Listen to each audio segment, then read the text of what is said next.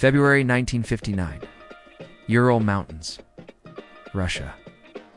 9 experienced hikers set up their tent on a frozen slope. It was supposed to be just another night.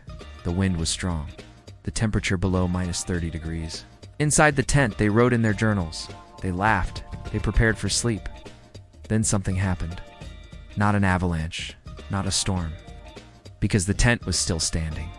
But in the middle of the night, all 9 of them cut their way out of the tent. From the inside, they didn't unzip it.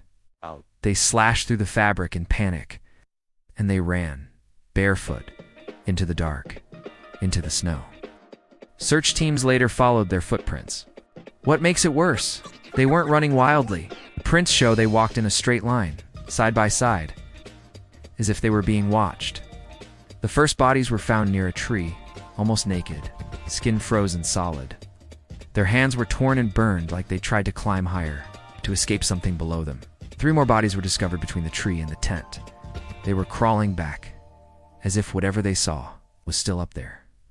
But the last 4, they were buried deep in a ravine. One had a skull fracture so violent it resembled a car crash. Another had ribs crushed inward. No external wounds, no signs of struggle.